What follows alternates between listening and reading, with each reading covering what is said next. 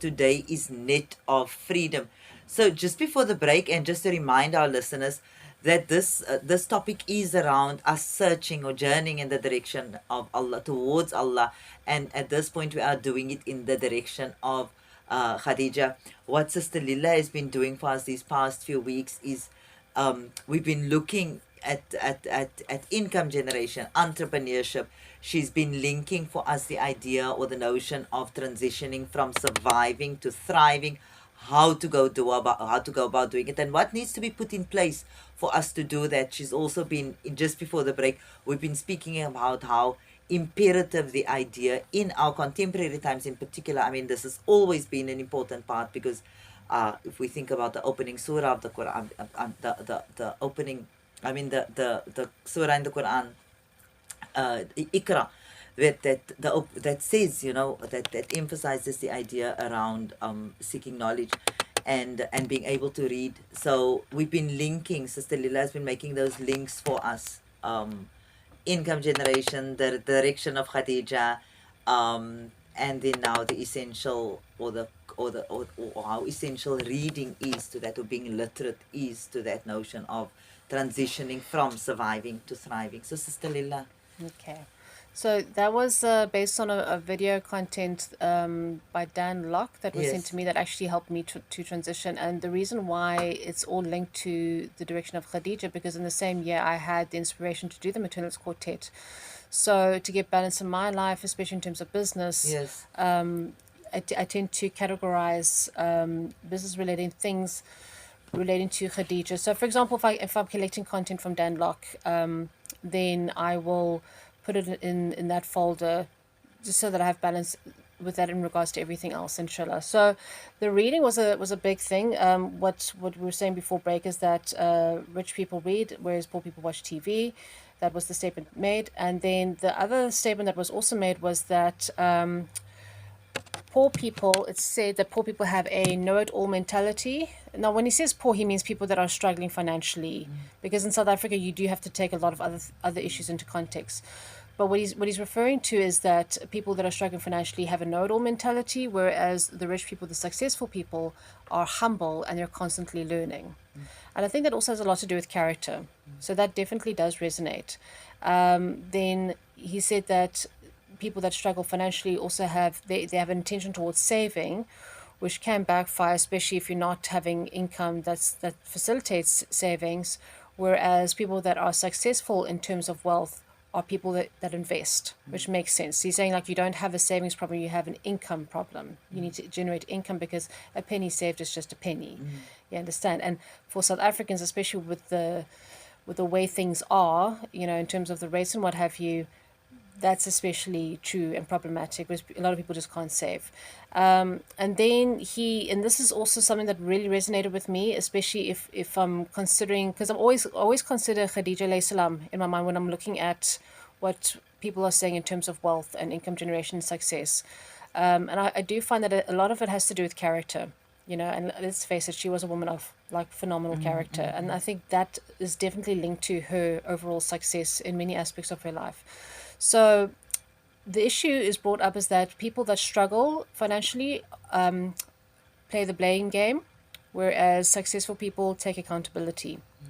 And that very much resonates with me. And I think that's for me when the penny dropped, because I realized that I was ready to grow up and be more mature and take responsibility, instead of basically expecting life or expecting some sort of magical thing to happen that's going to save me from my financial ruin, but instead rather take responsibility and take accountability and look at what I'm doing wrong, and then grow and take it from there.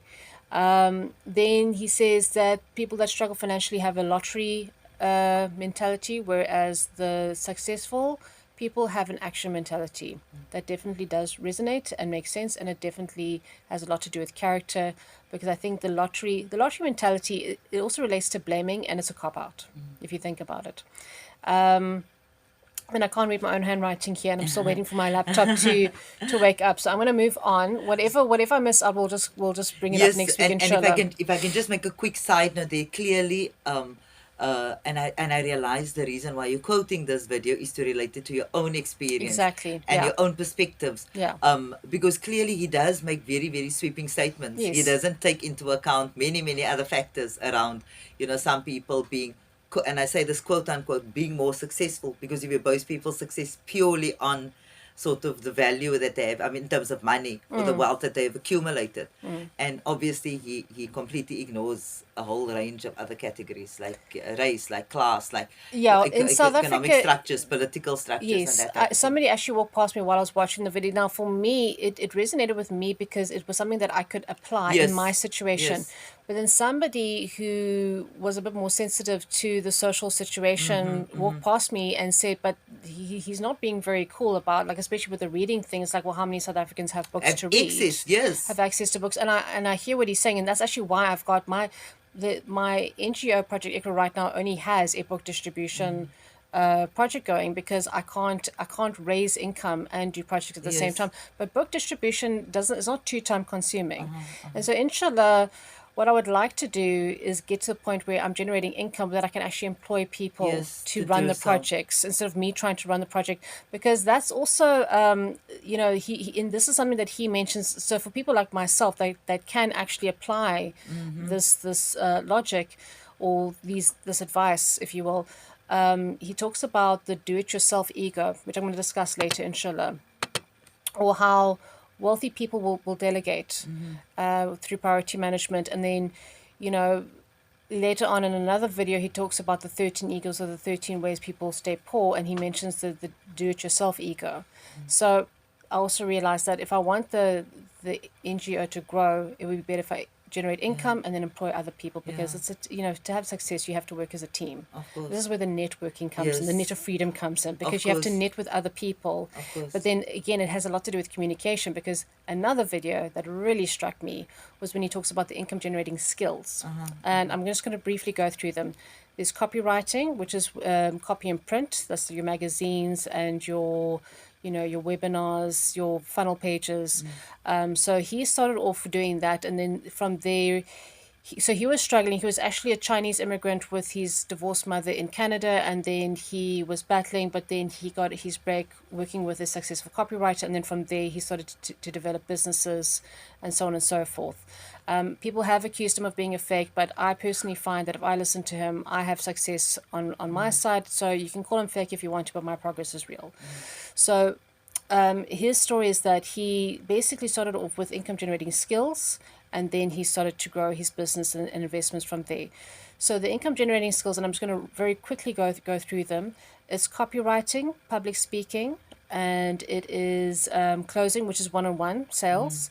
Then the other one is time or priority management, financial literacy, mindset skills. So there's about 7, and then I think I've included all of them. But one thing I've noticed, but you can look it up, Dan Locke, income generating skills, or the 7 income generating skills. So what I've noticed with all of them, and it took me a while, but all of these have to do with communication. And the more you work on your communication, the more successful you're going to be in business and exchange and your relationships, whether they're professional or personal. You understand? This is why I'm calling it the net of freedom, because when you network, you have to engage with others. So last week we spoke about the mindset skills. That's also communication. It's communication with yourself. So we focus so much on the mindset skills, because if you don't get that right, you're going to mess up everything else. So the thing is that it boils down to character at the end of the day.